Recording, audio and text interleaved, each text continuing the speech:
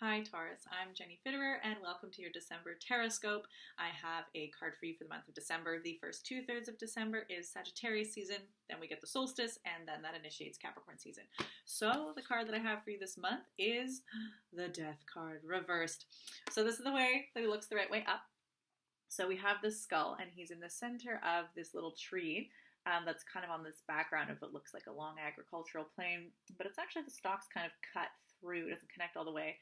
There's a rose coming up out of the ground, and then the shape, kind of reminiscent of the Grim Reaper-esque sort of hunched figure, and the little bird in the sky. It was very open in the background, and that came out upside down like that. So we're going to see what Sir Death has for you today.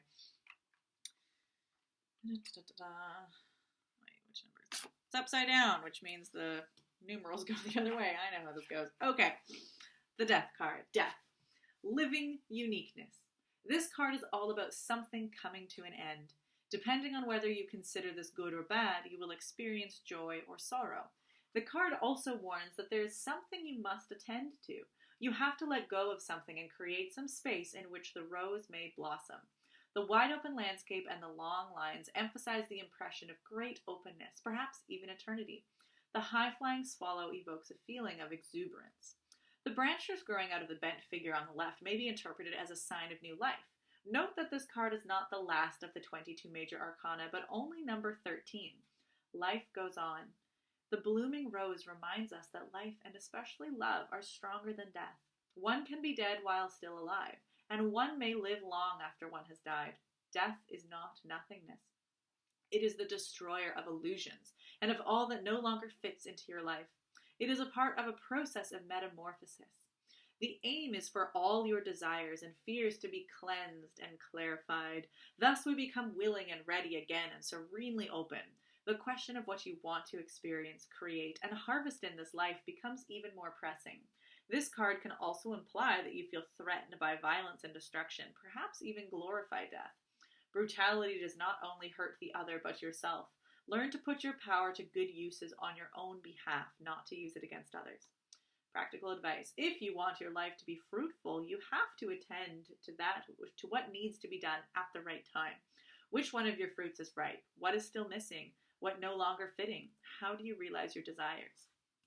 Okay, Taurus, the Death card. This feels really fitting coming just from the Scorpio season that we had. So Scorpio is, of course, your polarized sign, but we also had the eclipses in Scorpio season, and currently the North Node is in Taurus right now, which is your sign. If you don't know what that means, it has to do with where the eclipses are, and so that means that we had the new moon eclipse was in Taurus. Sorry, the new moon eclipse was in Scorpio, and the full moon eclipse was in Taurus. So we just had a bunch of eclipses right in your sign and your polarity. And Scorpio season itself is very, very connected with the Death card, with this idea of release and endings and surrendering to that loss, which enables the space for the new creation. And so we've just had a lot of this energy here. And so what this card is really kind of suggesting for you this month is like, okay, we just had a big Scorpio season. You may have had a lot of things come up asking for release. And this card is really saying, do so. Let it go. Time to let it go. It's all come up. And Taurus, I know a big aspect of Taurus is often this wanting to hold things. Taurus is very much the sign of resources and also the comfort that comes from having resources, having food, having money, having just like the things that we need to feel safe and survive in our body, but also the tendency to be kind of stubborn, to hold on to it, which is generally, it's not, I mean, in its downside, it can be greed, as I want more, but it's usually that more honest sensation of that fear of not having what you need. So that like, I don't want to be at a loss. And so the Death card in Scorpio season in general can be a bit of a challenge, but a really healthy kind of feeling like a cleanse, really, of like, you know, in your body, if you were to like hold everything in and like, get really constipated, you're like, no, I don't want to lose anything. I need to get every nutrient I can possibly get out of my food. You're like, well, really backed up. Like you really got it. Sorry if this is graphic. But like what we really need is that ebb and flow of, you know, you take in the food, you take in your nutrients, defiance. It's very Taurus. And then we do expel it. We do have to get rid of the waste, and we have to kind of move things out to make room for what's coming next. And that waste, actually, maybe not in the current ecosystem where it all goes to a plumbing system flushed out, but in a normal ecosystem, the waste material gets recycled and renutrified back into the soil, and that becomes the nutrification and the new life, or to feed the new life. And so if we hold on, not only do we hold on to our own waste, it makes us sick, but it then stops the life cycle to keep going. So this death card is really like tapping on the shoulders, being like, come on, you know what you got to do. You got to let something go. But that is not the end. The whole point, this card is number 13 of the major arcana. It's smack in the middle. Death is the middle of the cycle. It's not the end, and it's a continual cycle. So we're really trying to cleanse our fears and our desires and not be holding on to either of them. If we hold on to that which we desire and stagnate it, and then nothing new can flow. But also if we hold on to our fears and we refuse to move past them, and we're too scared to go through that cleansing process.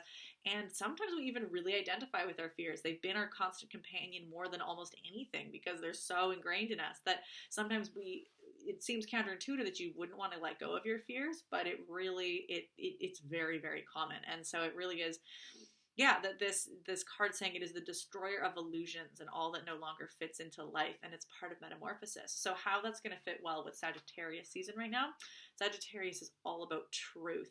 And so if death is the destroyer of illusion, death is a major agent of truth.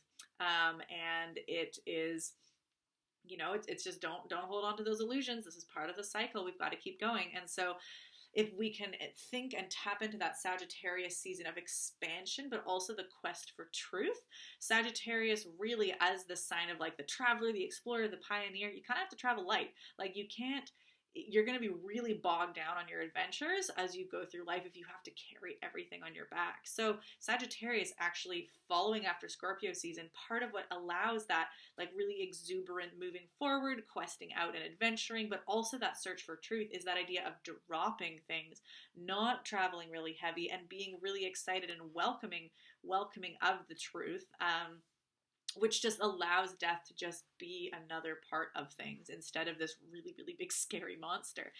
So that's kind of, if we can harness that Sagittarius like enthusiasm for truth, and also that wanting to expand and be more light and be able to move more, and we can really kind of think like, okay, really, really, I really need to let this go. Whatever it is, like, I don't know what it looks like for you.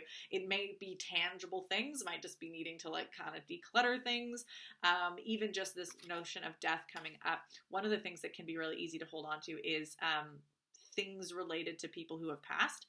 Sorry, I've got like the sun coming out right and blocking everything here. I wonder if I can like maybe not have that there. Let's get the sun off the camera slightly. So one of the things that can happen is like nostalgia clutter, or somebody may have passed on and we're really holding on to the things that remind us of them because we're having a hard time processing the loss, and then we can just feel really, really cluttered up with those physical detritus, whereas, obviously you don't have to be scared of everything, and memory does have value, but trying to let the flow kind of go, and the things that have passed are still going to be with us, even if like just letting things go is not forgotten. Allowing things to go just allows the flow to move.